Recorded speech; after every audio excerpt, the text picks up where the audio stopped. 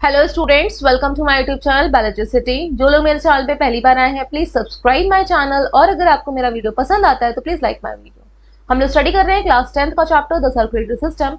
इस चैप्टर के हमारे 8 लेक्चर्स कंप्लीट हो चुके हैं। जिन्होंने अभी तक वो लेक्चर्स नहीं देखे, आप चैनल की प्लेलिस्ट में जाकर देख सकते हैं। प्लेलिस्ट का नाम है क्लास 10th ICSE। इस प्लेलिस्ट में आपको सिर्फ क्लास 10th के चैप्टर्स के ही वीडियोस मिलेंगे, एज वेल एज इस वीडियो के डिस्क्रिप्शन बॉक्स में भी उन लेक्चर्स का लिंक दिया गया है। आज के लेक्चर में हम लोग 3 टॉपिक्स को कवर करेंगे। First one is hepatic portal system, second है pulse, and third one is blood pressure. Start करते हैं हम लोग हिपैटिक पोर्टल सिस्टम से। What do mean by hepatic portal system? सबसे पहले हम इस वर्ड को ब्रेक करेंगे। Hepatic means liver. Portal system को अभी हम समझ लेते हैं, सी, क्योंकि हम लोग ब्लड सर्कुलेशन को पढ़ चुके हैं कि कैसे ब्लड सर्कुलेट होता है in between hearts, body parts and lungs. तो ये हमने हार्ट ड्रॉ कर दिया। Suppose this is a heart. 4 chambers होते हैं, upper chamber, lower chamber, upper को एट्रिया और लोअर को वेंट्रिकल। तो here from left to ventricle oxygenated blood आपका एओर्टा के थ्रू ऑल बॉडी पार्ट्स में डिस्ट्रीब्यूट होता है। एओर्टा के थ्रू ये ऑक्सीजनेटेड ब्लड डिस्ट्रीब्यूट हो रहा है। अब वो ब्लड वेसल्स जो हार्ट से अदर ऑर्गन तक ब्लड को कैरी करती हैं उनको हम क्या बोलते हैं? आर्टरीज। और क्योंकि हार्ट से अदर ऑर्गन तक जा रहा है ब्लड, वो कैसा ब्लड जाएगा? ऑक्सीजनेटेड ब्लड जाएगा, एक्सेप्ट आर्टरी, पल्मोनरी आर्टरी, क्योंकि जो आपकी आर्टरी लंग्स में लेके जाएगी वो जा तो रही है हार्ट से लंग्स में, तो इसलिए आर्टरी बोल रहे हैं। लेकिन वहां पे लंग्स में कैसा ब्लड जाएगा? पहले से ही ऑक्सीजनेटेड जाएगा नहीं ना, वो तो आपका डीऑक्सीजनेटेड जाएगा ऑक्सीजन लेने के लिए। तो पल्मोनरी आर्टरी को छोड़ के जितनी भी आर्टरी है वो कैरी करती हैं ऑक्सीजनेटेड ब्लड को। तो हार्ट से अदर बॉडी पार्ट तक, इतनी डेफिनेशन आपको याद रखनी है। जो ब्लड वेसल्स कैरी करती हैं ब्लड को, उनको हम आर्टरीज बोलते हैं। तो यहाँ से एओर्टा के थ्रू ऑल बॉडी पार्ट में ऑक्सीजनेटेड ब्लड डिस्ट्रीब्यूट होता है। अब ये ब्लड आपका जब किसी भी टिश्यू या ऑर्गन के अंदर की जो ब्लड वेसल्स है एंटर करती हैं, तो ये जो आर्टरीज हैं, ये जो आर्टरी है वो कैपिलरी में ब्रेक हो जाती है। कैपिलरी फाइन ब्लड वेसल्स है, बिल्कुल थिन वॉल की कैपिलरी। इसके बाद टिश्यू के अंदर जब ये एंटर कर जाती है तो कैपिलरी की वॉल से ऑक्सीजन का और न्यूट्रिएंट का एक्सचेंज होता है, CO2 का एक्सचेंज होता है। तो अब ये जो ऑक्सीजन है वो तो टिश्यू ले लेते हैं, इसके अंदर कैसे ब्लड आ जाता है कैपिलरी के अंदर आगे बढ़ते हुए। जब ये आगे प्रोसीड करती है तो ब्लड कैसा हो जाएगा? डीऑक्सीजनेटेड। फिर ये फर्दर ज्वाइन कर लेंगी एक साथ और ये इस ऑर्गन से बाहर निकल आएंगी, तब इसको हम क्या बोलेंगे? वेन्स। अब इस तरह से समझिए जैसे घर का या आपके लोकेलिटी का ड्रेनेज सिस्टम। ड्रेनेज सिस्टम में जो आपका जो नालियों में पानी होता है वो कैसे जाता है? एक नाली, छोटी नाली, फिर बड़ी नाली, फिर नाले सब जुड़ते चले जाते हैं, बिल्कुल आगे डिस्चार्ज वाले सीवर सिस्टम में जाएंगे। तो सेम यहाँ पे इसी तरह से हमारा पैटर्न है। आर्टरीज जो होती हैं वो डिसेंड करती हैं। डिसेंड मतलब उनका जो साइज है वो छोटा होता चला जाता है, लेकिन वहीं वेन्स हैं वो एक साथ हर एक ऑर्गन से निकलेंगे और क्या करेंगे? इंक्रीज करता चला जाएगा उनका साइज। और किससे ज्वाइन करेंगे? सब वेना कावा से। Now what is vena cava? दो थी, superior and inferior vena cava, जो लोअर बॉडी पार्ट से ब्लड को कलेक्ट करके राइट एट्रिया में लेके जाती है, उसको हम क्या बोलते हैं? इंफीरियर वेना कावा या पोस्टीरियर वेना कावा। जो अपर बॉडी पार्ट से लेके जाती है उसका नाम है सुपीरियर वेना कावा। सारा ब्लड यहाँ पे आ जाता है, तो वो आपका वेना कावा जो आ रही होगी तो सारी वेन्स उसी को तो ज्वाइन करेंगी। जिस भी ऑर्गन से निकल रही है तो पूरे में रन कर रही है, इस तरह से इससे ज्वाइन कर लिया। ऐसे और भी होंगे तो और भी ज्वाइन कर लेंगी। तो जनरल ये ब्लड वेसल्स का क्या जो एक तरह से प्रोसीजर है, सीक्वेंस है, वो क्या है? ब्लड कहाँ से जाएगा? आर्टरी। आर्टरी के बाद भाई कैपिलरी, कैपिलरी के बाद ये कैपिलरी फिर से डीऑक्सीजनेटेड ब्लड हो गया, ज्वाइन करती है वेन, और ये सारी वेन ज्वाइन करती है वेना कावा को। वेना कावा फिर से ब्लड, डीऑक्सीजनेटेड ब्लड कहाँ पे आ जाता है? हार्ट में। तो आर्टरी, कैपिलरी एंड वेन, ये सीक्वेंस रहता है ब्लड वेसल का, ब्लड का फ्लो होने का। आर्टरी से कैपिलरी देन वेन। लेकिन पोर्टल सिस्टम में क्या होता है? ये वेन फिर से दूसरे ऑर्गन में एंटर कर जाएगी। अभी देखो यहाँ पे हमने क्या बोला, इसको ब्लू से हाईलाइट कर देते हैं। ये जो वेन थी इसके पास तो डीऑक्सीजनेटेड ब्लड है, तो अब क्यों ये वेन किसी अदर ऑर्गन के अंदर एंटर करेगी? तो वेना कावा को ज्वाइन करनी चाहिए थी ना। लेकिन पोर्टल सिस्टम में क्या होता है? ये वेन फिर से री एंटर कर जाती है अदर ऑर्गन में, उस ऑर्गन में एंटर कर गई। अब उस ऑर्गन में एंटर करेगी तो क्या बनाएगी भाई? फिर से कैपिलरी में ब्रांच करेगी, कैपिलरी में ब्रांच कर गई। और फिर जब इस ऑर्गन से बाहर निकलेगी ये कैपिलरी क्या हो जाएगी? फिर से वेन बन जाएगी, क्योंकि इसके पास तो डीऑक्सीजनेटेड ब्लड है ना। तो ये वेन कहाँ से स्टार्ट हुई थी? कैपिलरी से स्टार्ट हुई थी। ऊपर देखिए कैपिलरी से स्टार्ट हुई थी और फिर कैपिलरी में एंड भी कर रही है। इस जगह से स्टार्ट हुई थी और फिर कैपिलरी में एंड कर रही है, तो हम उसको क्या बोलते हैं? Portal vein. और क्योंकि यहाँ पे लिवर में एंटर कर रही है इसलिए हमने इसको क्या बोला? Hepatic portal system.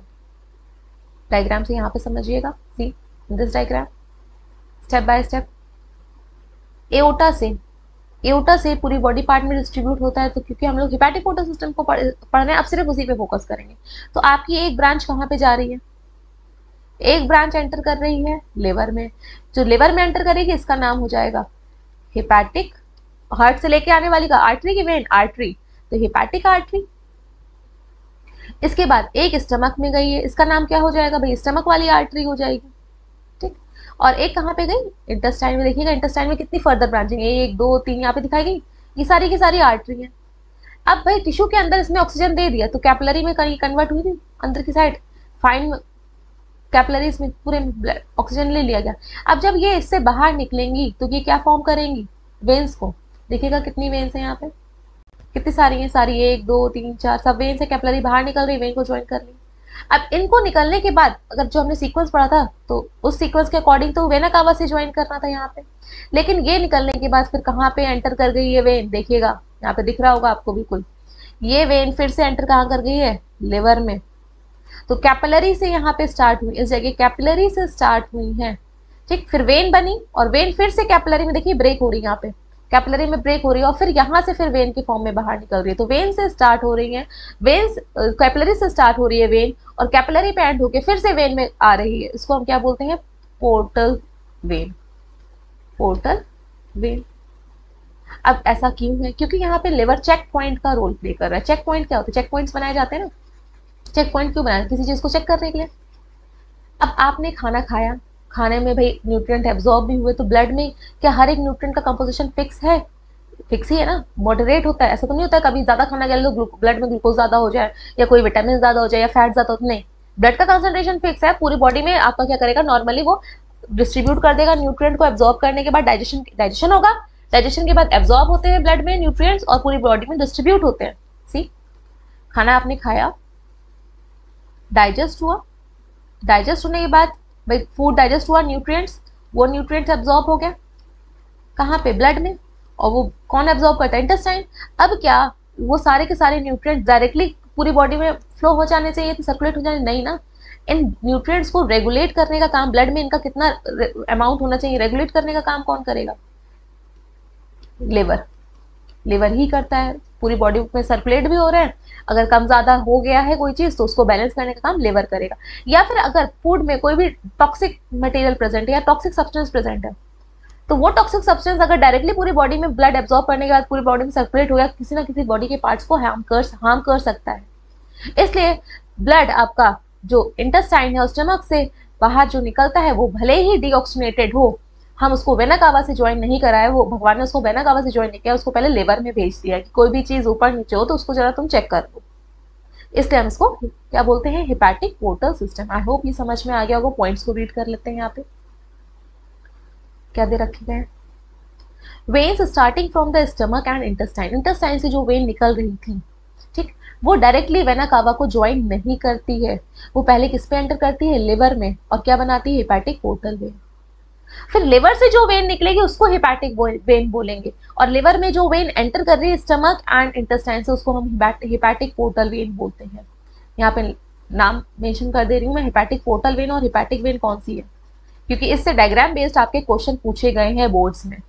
बोर्ड्स में एक डायग्राम है, आपकी बुक में भी दिया गया होगा पीछे बैक साइड पे ब्लॉक वाला डायग्राम, तो वहाँ पे वेन्स का और हिपैटिक पोर्टल वेन का मार्क करने का पूछा गया है। सी, ये वाली क्या है? आपकी वेन है, एंटर कर रही है लिवर में, लेकिन क्या इसने वेना कावा को ज्वाइन किया? नहीं, इसको हम बोलते हैं हिपैटिक पोर्टल वेन, क्योंकि कैपिलरी से स्टार्ट हुई, कैपिलरी पे एंड हो रही। अब जब ये लास्ट में जो वेना कावा को ज्वाइन कर रही है, इससे जब निकलेगी वेन, लिवर से निकल रही है डायरेक्टली और वेना कावा को ज्वाइन कर रही, तब हम इसको बोलेंगे हिपैटिक वेन।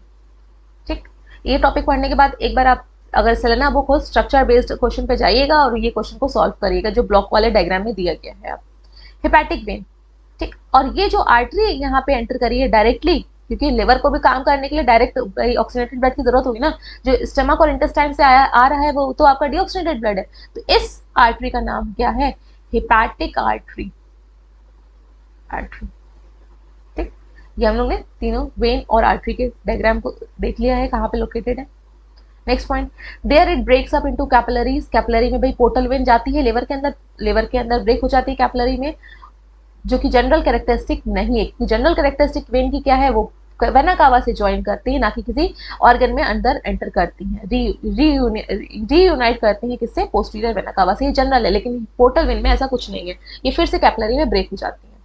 डेफिनेशन अब इसके अकॉर्डिंग क्या बनी है, portal vein is the one which starts with capillary and also ends with capillary. देखिए कहाँ से स्टार्ट हुई थी, कैपिलरी से स्टार्ट हुई थी, स्टमक और इंटेस्टाइन में, इस जगह से, यहाँ से, और कैपिलरी पे इस जगह पे एंड भी कर रही है। नेक्स्ट टॉपिक, यूटिलिटी क्या है हेपेटिक, ये भी हम लोग स्टडी अभी कर चुके हैं। क्यों जरूरी है कि भाई ब्लड आपका पूरी बॉडी में जो खाना डाइजेस्ट होने के बाद जो एब्जॉर्ब किया है ब्लड ने न्यूट्रिएंट्स को, या फिर कोई भी अगर सब्सटेंस टॉक्सिक सब्सटेंस आ जाता है उसके लिए चेक पॉइंट प्रेजेंट है ना हमारे लिवर में, इसीलिए ये पूरी बॉडी में सर्कुलेट नहीं होता है डायरेक्टली। पहले एब्जॉर्ब कर, न्यूट्रिएंट एब्जॉर्ब होने के बाद कहाँ पे आते हैं, लिवर में आते हैं। तो यूटिलिटी मतलब क्या रोल है, क्या यूज है इसका। The food absorb by the stomach and intestine is brought to the liver, पहले लिवर में आएगा, पूरे बॉडी पार्ट में सर्कुलेट नहीं होगा। Which act as a store to regulate, वो क्या है, रेगुलेट करेगा क्वांटिटी ऑफ न्यूट्रिएंट्स को into the general blood circulation, की जो ब्लड का जनरल कंपोजिशन है उसमें कम ज्यादा कोई चीज तो नहीं हो गई है। फॉर एग्जाम्पल अगर एक्सेस ऑफ शुगर हो गई तो उसको वो स्टोर कर लेता है ग्लाइकोजन के फॉर्म में, नहीं तो अगर डायबिटीज हो जाएगी, ठीक हो जाएगा ब्लड, और वो हार्मफुल है, हाई ग्लूकोज लेवल ब्लड में। या फिर कोई पॉइजनस आपका सब्सटेंस प्रेजेंट था जो एब्जॉर्ब हो गया होगा ब्लड में, तो उसको डिटॉक्सिफाई करने का भी काम कौन करेगा, लिवर ही करेगा। इससे पहले आपका स्टमक से और इंटेस्टाइन से जो वेन निकलती है वो कहाँ पे एंटर करती है, लिवर में। नेक्स्ट टॉपिक है हमारा pulse. Know what is pulse, pulse होता क्या है। सी, जितनी बार आपके हार्ट जो कॉन्ट्रैक्ट करता है, क्या करेगा, हार्ट कॉन्ट्रैक्ट करेगा। डायग्राम यहाँ पे थोड़ा सा जल्दी से बना लेते हैं, क्विक डायग्राम। सी,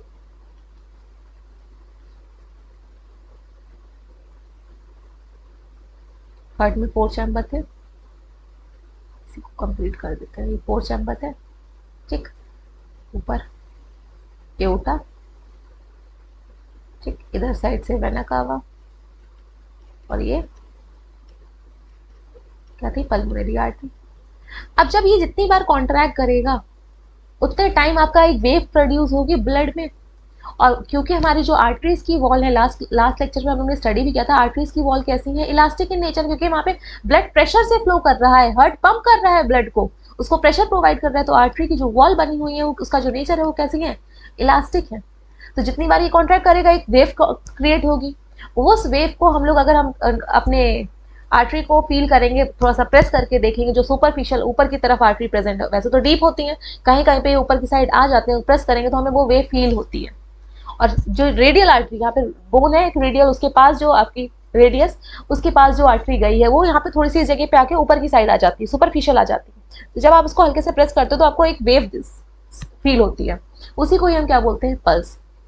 सी, अब wave pulse is the alternate expansion, alternate मतलब एक्सपैंड हो रही है फिर रिलैक्स, एक्सपैंड रिलैक्स, क्यों, क्योंकि हार्ट आपका कॉन्ट्रैक्ट और क्या हो रहा है, रिलैक्स होता है, कॉन्ट्रैक्ट रिलैक्स होता है, तो उसी के बेसिस पे उसी स्पीड से आपका क्या होगा, ब्लड में भी आपका एक्सपेंशन और जो ब्लड में वेव जा रही होगी उसी के अकॉर्डिंग जाएगी, जिसकी वजह से जो आर्टरी है वो क्या करेगी, एक्सपैंड होगी और फिर से रिकॉइल होगी, एक्सपैंड होगी, रिकॉइल होगी। तो pulse is the alternate expansion and elastic recoil of the wall of the artery during the ventricular system. Contract किया, वेव प्रोड्यूस हुई, फिर रिलैक्स हो गया तो वेव थोड़ी सी शांत हो गई, फिर कॉन्ट्रैक्ट किया, फिर वेव प्रोड्यूस हुई। तो पल्स आई होप समझ में आ गया होगा। Next, blood pressure. What is blood pressure. See, heart हमारा क्या कर रहा है, मोटर की तरह काम कर रहा है। जैसे कि हमारे घर में बोरिंग हो रखी है, अंडरग्राउंड वाटर है, आपने पाइप कनेक्ट कर दी है टैंक से, तो क्या विदाउट मोटर वो टैंक भर सकता है, नहीं, क्यों, पानी को ऊपर खींचने के लिए मोटर की रिक्वायरमेंट है, तभी वो टैंक भर पाएगा। सेम हमारी बॉडी में हार्ट का काम है। हार्ट क्या करता है, ब्लड को प्रेशर देता है, जिसकी वजह से ब्लड आपके पूरी बॉडी पे डिस्ट्रीब्यूट हो रहा होता है और सारी चीजों को क्या करेगा, ट्रांसपोर्ट करेगा, CO2 को, ऑक्सीजन को, हार्मोन्स को, एक्सक्रीटरी वेस्ट प्रोडक्ट को। तो जब ब्लड प्रेशर से फ्लो कर रहा होगा, तो जिस भी वेसल के अंदर फ्लो कर रहा होगा उसके वॉल के ऊपर क्या लगाएगा, प्रेशर अप्लाई करेगा। तो प्रेशर वाला ब्लड किस में होगा, हार्ट से जो वेसल लेके जाएंगे अदर ऑर्गन तक, तो ब्लड प्रेशर में होगा। तो आर्टरीज ही लेके जाती हैं, तो आर्टरीज की वॉल पे जो प्रेशर अप्लाई होता है due to the flow of blood, उसी को हम क्या बोलते हैं, ब्लड प्रेशर। सी, डायग्राम में देखिएगा, यहाँ पे ड्रॉ कर लेते हैं। ये आर्टरी है आपकी, सपोज इसके अंदर ब्लड फ्लो कर रहा है, ये आर्टरी हार्ट से आ रही होंगी ना, सारी हार्ट से आती है, कैरी करके लेके आती है किसको, ऑक्सीजनेटेड ब्लड को। अब ये जो ब्लड फ्लो कर रहा होगा आर्टरी में, अंडर प्रेशर होगा। अब ये जब प्रेशर के अंदर बिल्कुल प्रेशर से फ्लो कर रहा होगा तो ये एक्सर्ट कर रहा होगा ये जो ब्लड है फ्लोइंग अंडर प्रेशर, ये भी तो एक्सर्ट कर रहा होगा वॉल के ऊपर प्रेशर, इसी प्रेशर को हम लोग क्या बोलते हैं, blood pressure. So the pressure which is exerted by the blood flowing under pressure on the wall of the arteries is known as blood pressure. See the definition here. The pressure is the blood pressure is the pressure which the blood flowing through the arteries exert on their wall. Arteries की wall पे जो blood के through क्या लग रहा है, pressure लग रहा है, क्योंकि वो भी प्रेशर से फ्लो कर रहा है, उसी को हम क्या बोलते हैं, ब्लड प्रेशर। अब भाई हम लोग ने हार्ट में जो हार्ट कार्डियक साइकिल थी उसमें दो फेजेस थी, डायस्टोलिक और सिस्टोलिक। डायस्टोलिक क्या था, हार्ट की जो है चैम्बर्स है वो रिलैक्स करते हैं, डिपेंड करता है वो अभी वेव कौन सी आई थी। तो आपका आर्ट्रियल डायस्टोल एंड सिस्टोल था और वेंट्रिकुलर डायस्टोल एंड सिस्टोल था। तो उसके बेसिस पे यहाँ पे अपर लिमिट और लोअर लिमिट है क्या, किसकी, ब्लड प्रेशर की। जब कॉन्ट्रैक्ट करेगा आपका हार्ट, जब वेंट्रिकल कॉन्ट्रैक्ट कर रहे होंगे तो ब्लड प्रेशर हाई होगा, उसी को हम बोलेंगे अपर लिमिट सिस्टोलिक वाले प्रेशर में। और जब रिलैक्स कर रहे होंगे तो वो क्या होगा, आपका डायस्टोलिक प्रेशर होगा, उसको हम लोग लोअर लिमिट, क्योंकि डायस्टोलिक मतलब लोअर कर जाएगा प्रेशर की। जब आपका क्या होगा, वेंट्रिकल रिलैक्स कर रहे होंगे तो प्रेशर भी तो कम होगा, तो उसको हम क्या बोलेंगे, डायस्टोलिक प्रेशर। और क्योंकि जब प्रेशर कम हो गया तो वो लोअर लिमिट आ जाएगी ना, लोअर नंबरिंग आ जाएगी। और जब एकदम से वेंट्रिकल कॉन्ट्रैक्ट किए तो वो मेजर क्या हो जाएगा, ब्लड प्रेशर बढ़ जाएगा, उसी को हम क्या बोल रहे हैं, अपर लिमिट। और उसकी वैल्यू फिक्स है, वो वेरी करती है, तो नॉर्मल वाले की वैल्यू फिक्स है। द अपर लिमिट, या फिर इसको बोलोगे सिस्टोलिक प्रेशर, क्योंकि कॉन्ट्रेक्शन की वजह से, सिस्टोल की वजह से आपको क्या होगा, प्रेशर बढ़ जाएगा, तो जो वॉल पे प्रेशर लगेगा वो भी तो ज्यादा होगा। Which is at the time when fresh blood is pushing through the artery as a result of ventricular contraction. और लोअर लिमिट क्या होगी, जब आपका वहां से blood recorded when the wave has passed over, वहां से वेव चली जा चुकी होगी, पल्स में वेव जा रही थी ना, पल्स जा चुकी होगी, तब मेजर करेंगे। अब नॉर्मल ब्लड प्रेशर अडल्ट में क्या है, 100 से 140 के बीच में होना चाहिए आपका अपर लिमिट, ठीक। जो सिस्टोलिक वाला प्रेशर, जब वेंट्रिकल कॉन्ट्रैक्ट कर रहे हैं तो उसमें आपका 100 से 140 के बीच में, और जब वेंट्रिकल आपका या रिलैक्स वाली डायस्टोलिक वाली कंडीशन होगी तो कितना होना चाहिए, 60 to 80 के बीच में डायस्टोलिक आपका लिमिट प्रेशर। अगर 140 से बहुत ज्यादा कॉन्ट्रेक्शन में, कॉन्ट्रेक्शन सिस्टोल में 140 से ऊपर हो जाता है, या डायस्टोलिक में आपका 90 से नीचे आता है, नहीं सॉरी 90 से ऊपर होता है, नॉट नीचे, 90 से ऊपर होगा डायस्टोलिक वाला, और जो सिस्टोलिक वाला है अगर 140 से ऊपर होगा, इसी को ही हम क्या बोलते हैं, हाइपरटेंशन। ठीक, एक बार फिर से देखिएगा, थोड़ा सा क्विक हो गया था ये। 140 से ऊपर होना या 90 से ऊपर होना, उसी को क्या बोल देंगे हम लोग, हाइपरटेंशन। और ये जो ब्लड प्रेशर हम लोग किससे मेजर करते हैं, स्फिग्नोमैनोमीटर से। स्फिग्नोमैनोमीटर से हम लोग ब्लड प्रेशर को मेजर करते हैं। This is all about today's lecture.